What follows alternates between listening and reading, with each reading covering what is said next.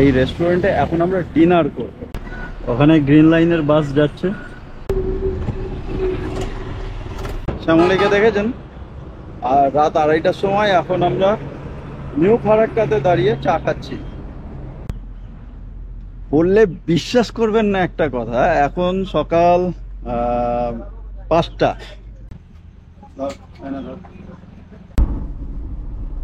মনে হবে যেন বিদেশের কোনো হাইওয়েতে আমরা চলে এসেছি। একেবারে ঠান্ডা ওয়েদার।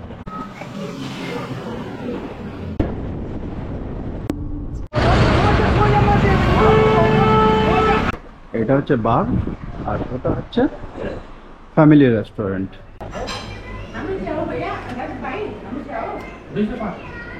আজ 26শে এপ্রিল 2024। আজ আমি চলেছি কালিম্পং, কলকাতার গরমের হাত থেকে বাঁচতে। তবে এই ভিডিওতে থাকবে কলকাতা থেকে শিলিগুড়ি পর্যন্ত যাত্রা বাইকারে। বালিহল থেকে আমরা যাত্রা শুরু করব। আমরা যাত্রা শুরু করব 6:30টার সময় এখান থেকে। আর এখান থেকে শিলিগুড়ি জংশন পর্যন্ত 578 কিলোমিটার রাস্তা। যেতে সময় লাগবে, ম্যাপে দেখাচ্ছে 12 ঘন্টা 13 মিনিট, কিন্তু আমি ধরে চলছি 13 থেকে 14 ঘন্টা সময় লাগবে। শিলিগুড়ি যাওয়ার জন্য দুভাবে যাওয়া যায়। একটা হচ্ছে বারাসাত হয়ে, তারপর 34 নম্বর জাতীয় সড়ক ধরে কৃষ্ণনগর হয়ে যাওয়া যায়। আর আমরা এখান থেকে বালিহল থেকে আমরা চলে যাব দিল্লি রোড ধরবো। দিল্লি রোড ধরে কালনা কাটোয়া হয়ে আমরা কৃষ্ণনগরে উঠবো। কৃষ্ণনগরের পর থেকে আমরা 34 নম্বর জাতীয় সড়কে উঠে যাব। তারপর সেখান থেকে সোজা যেইভাবে শিলিগুড়ি যায় সেইভাবে আমরা চলে যাব। এই হচ্ছে আমাদের কাজ। এখন সন্ধ্যে 6:20। এখন আমরা বালিহল থেকে রওনা দিলাম। এখান থেকে আমরা ডানকুনি হয়ে দিল্লি রোডে উঠব। বালি ছেড়ে ডানকুনি ছেড়ে আমরা দিল্লি রোডে উঠে পড়লাম। এবার আমাদের গাড়ির ট্যাঙ্কি ফুল করার পালা। আমরা পুরো পেট্রোল ফুল করে নিচ্ছি আমাদের এই গাড়িতে।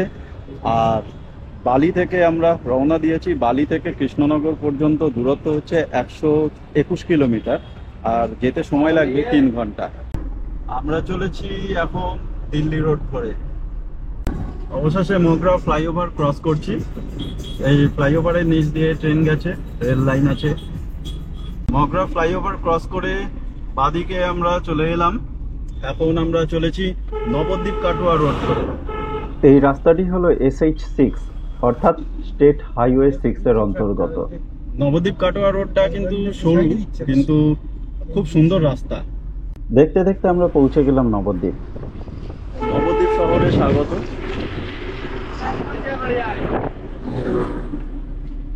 নবদ্বীপে ঢোকার তরুণ দেখে নিলাম আমরা।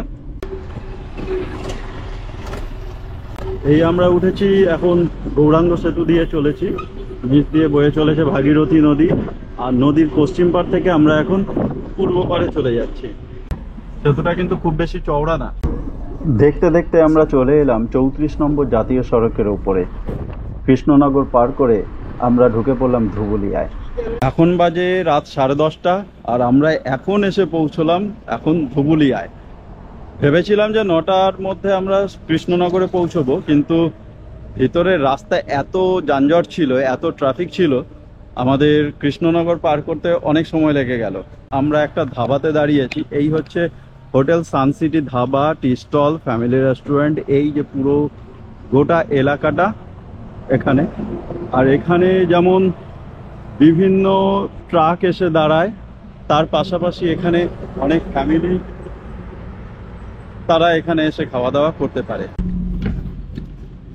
রাতের খাবার আমরা প্রত্যেকে রুটি নিয়েছি, ভাত রুটি, আর হচ্ছে তরকা। এখন সময় 11:15, আর আমরা এখন একটা খাবার রেস্টুরেন্টে খেয়ে দিয়ে আমরা এখন রওনা দিচ্ছি। এখান থেকে শিলিগুড়ি এখনো পর্যন্ত 459 কিলোমিটার দূরে। তো দেখাচ্ছে 459 কিলোমিটার, 8 ঘন্টা সময় লাগবে। রাতের খাবার খেয়ে আমরা আবার চলতে শুরু করলাম 34 নম্বর জাতীয় সড়ক ধরে। এত সুন্দর রাস্তা যে বলার কোনো ভাষা নেই। এটাও বহরমপুর ফারাক্কা 34 নম্বর জাতীয় সড়কের একটা চলবে। ওখানে গ্রিন লাইনের বাস যাচ্ছে রাত্রেবেলা। গ্রিন লাইনের স্লিপার কোচ। দেখতে দেখতে আমরা চলে এলাম নিউ ফারাক্কার কাছে। ঘুম ঘুম পাচ্ছে, তাই একটা চায়ের দোকান খুঁজে সেখানে দাঁড়িয়ে পড়লাম।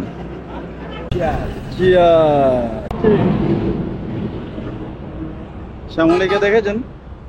আর রাত 2:30টার সময় এখন আমরা নিউ ফারাক্কাতে দাঁড়িয়ে চা খাচ্ছি। এখন চলেছি ফারাক্কা ব্যারেজের উপর দিয়ে। ফারাক্কা ব্যারেজ হলো গঙ্গা নদীর উপরে একটি বাঁধ, যেই বাঁধটি মালদা এবং মুর্শিদাবাদ জেলার মাঝখানে অবস্থিত। এই বাঁধের উপর দিয়ে গেছে 34 নম্বর জাতীয় সড়ক এবং রেলপথ। 1961 সালে এই বাঁধ নির্মাণের কাজ শুরু হয় এবং শেষ হয় 1975 সালে। 1975 সালের 21শে এপ্রিল এই বাঁধটি চালু হয়। এই বাঁধের লম্বা হচ্ছে 2240 মিটার, অর্থাৎ 7350 ফুট। এই বাঁধটি উত্তরবঙ্গ এবং দক্ষিণবঙ্গকেই শুধু নয়, ভারতের উত্তর পূর্ব অংশকে বাকি ভারতের সঙ্গে জুড়ে রাখতে বড় ভূমিকা পালন করে। এখন আমরা আছি গাজলে। বললে বিশ্বাস করবেন না একটা কথা, এখন সকাল 5টা। এখানটা দাঁড়িয়ে আছি, শীত করছে, ভালো ঠান্ডা আছে।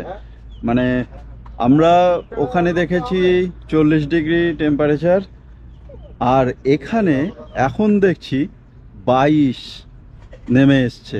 আর ঠান্ডা লাগছে, তার পাশাপাশি ঘুমও চলে আসছে। ভোর 5টা এখন, তাই আবার আমরা দাঁড়িয়েছি গাজলে একটি চায়ের দোকানে চা খাবার জন্য। এই সবাই চা খাচ্ছে। আমাদের উত্তমদা শুরু করে দিয়েছে। প্রদীপের এখনো ফুটছে।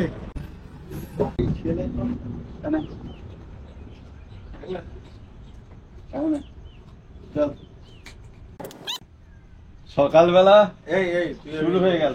খাচ্ছি ভাই, আমাদের তাড়া আছে, রায়গঞ্জ পার করতে হবে খুব তাড়াতাড়ি। সঞ্জয় তাড়া দিচ্ছে। রাতের আকাশ ফর্সা হতে শুরু করেছে, আর আমরা এগিয়ে চলেছি এখন রায়গঞ্জের উপর দিয়ে। প্রখর গরমের মধ্যেও এখানে ঠান্ডার অনুভব পাওয়া যাচ্ছে। এমনকি বাইরে দেখলে দেখা যায় দূর দূরান্তে কিছুটা কুয়াশাচ্ছন্ন পরিবেশ তৈরি হয়েছে। এরকমই উত্তরবঙ্গের আবহাওয়া।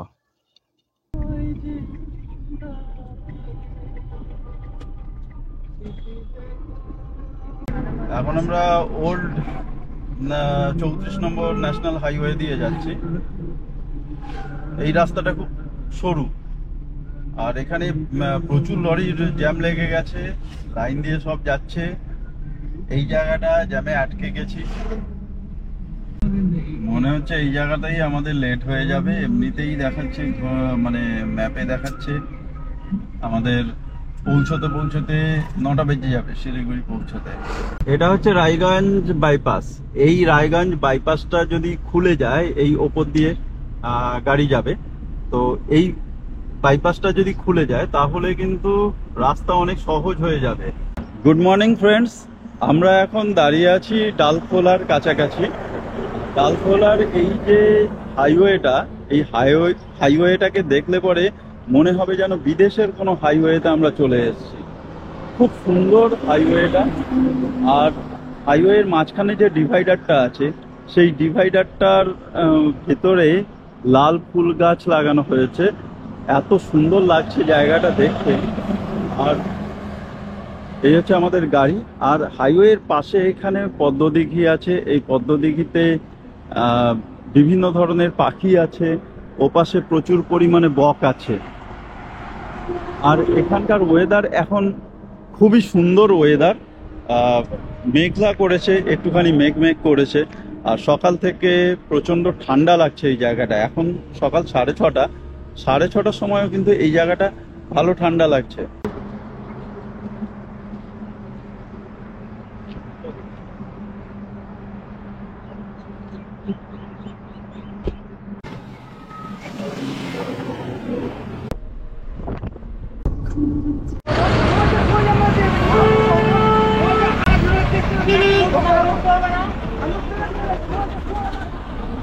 এখানে রিজোর্ট একটা হয়েছে ভাই।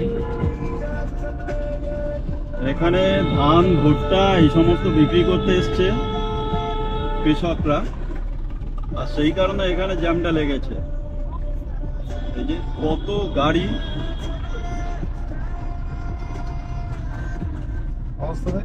সরকারি খামারে বিক্রি করতে এসছে, কত গাড়ি। ডালখোলা থেকে এখন আমরা NH-31 ধরে চলেছি শিলিগুড়ির দিকে। কিষানগঞ্জের স্টেশন এই জায়গাটা, আর এই কিষানগঞ্জের ওপরে ব্রিজ দিয়ে আমরা চলেছি এখন। এখান থেকে শিলিগুড়ি 100 কিলোমিটার দূর, মানে এখনো পর্যন্ত যেতে প্রায় 2 ঘন্টার মতন সময় লাগবে। ওই সেই রেল লাইন কিষানগঞ্জ থেকে যেটা শিলিগুড়ির দিকে গেছে, আর রেল লাইনের প্যারালালি এই সড়ক পথটাও গেছে। রোড রোড আর ওই রেল লাইন একসাথে প্যারালালি গেছে। দারুণ রাস্তা, দেখেও সুখ। এই হচ্ছে শিলিগুড়ির চা বাগান। শিলিগুড়ির কাছাকাছি চলে এসেছি আমরা, হাইওয়ের পাশে চা বাগান। অবশেষে শিলিগুড়ি চলে এসেছি। এটা হচ্ছে বালাসন নদী।